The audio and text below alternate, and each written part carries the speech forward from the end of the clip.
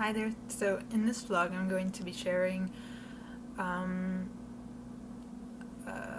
and discussing on the topic of how you can use memories to assist and support yourself in your process, or how memories can be redefined and repurposed from being a systematic, pre-programmed kind of system and construct in your mind into a expression of life. So what do I mean with systematic program in your mind? Is that,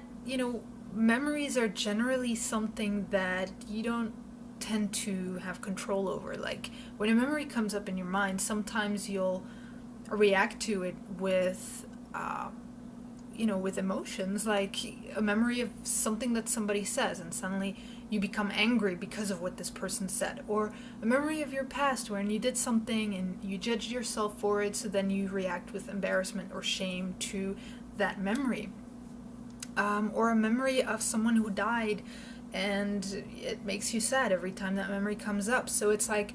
our memories are systematic and are a program in our mind, in the sense that it seems to exist outside of ourselves. Like it seems to be this thing that functions on its own and that creates reactions inside of ourselves that we can't really do anything about. Like we're just kind of reacting to these memories that's coming up in our mind, which makes it, actually, if you look at it, which makes it a system of self-sabotage, because in a way our memories is what hold us back, because of the fact that we keep on emotionally reacting to it. So in that way, in a way, we're living in the past, and we're shackled and chained to our past through our emotional reactions to the memories that come up in our mind. And that's just how the mind has been designed. That's just how memories as a construct in the mind have been designed to serve that very purpose, to make sure that we do remain stuck in a certain pattern, like to make sure that we continuously keep on reliving the past, in a way that we continuously keep on existing in the same emotional experiences that keep on cycling throughout our life, because of those memories that keep on kind of building on top of each other, because of the relationships that we form in our lives with people based on the memories that we have of them, or based on the memories we have of ourselves with them, where actually every relationship we form in our life with any person, anything, is based on memories, is based on memories that we have and that get filtered through our unconscious, subconscious, and conscious mind. I mean, there are memories that we can't even remember, but that are directing our very lives in every moment, in every day, because they exist in our unconscious mind. They are the memories from when we were, 7 years old. Moments we can't even remember, but that are in fact part of our mind and part of the reason why we do what we do and are who we are.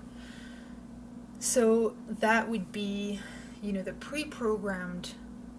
existence of memories. Now, how do you take that and kind of redefine it and transform it into something that's self-supportive, something that actually assists you in your life, in who you are, that's actually, supports you to become a better person, to kind of create yourself and your life in a way that's best for yourself. So, what I found with myself, and it's only through actually walking my process, it's only through walking a path of deliberately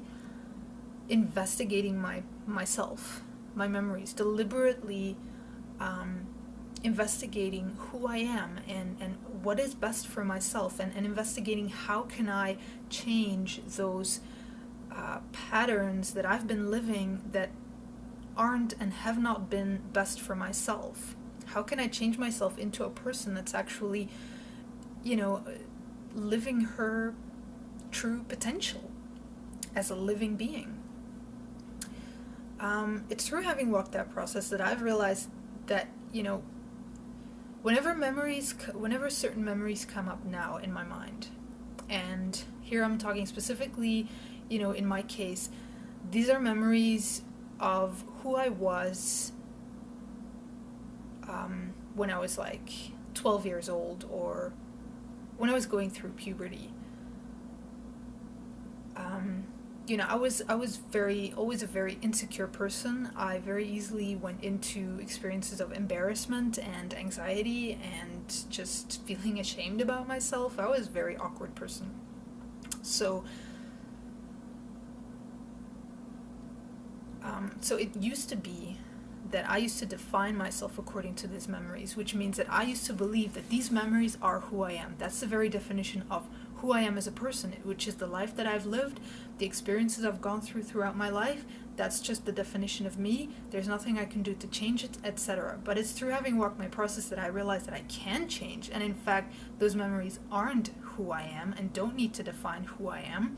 That has actually enabled me to now, whenever those memories come up, of kind of seeing myself in those situations wherein I went into those experiences of extreme insecurity and just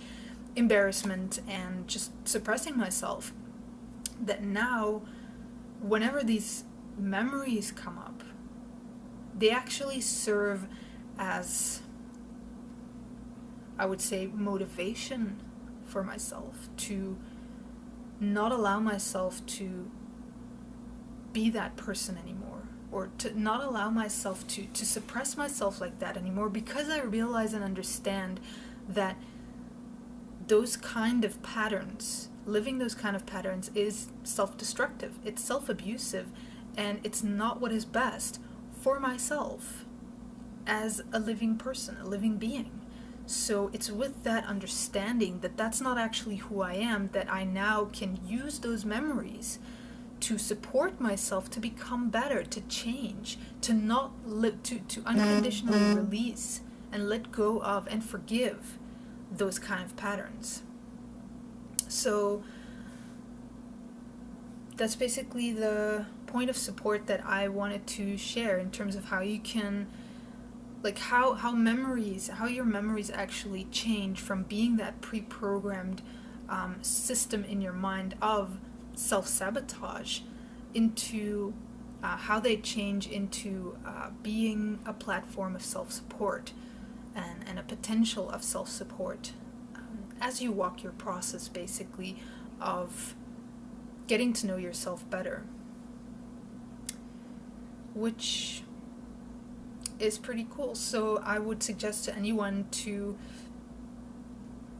investigate destiny and investigate what it means to walk your process, and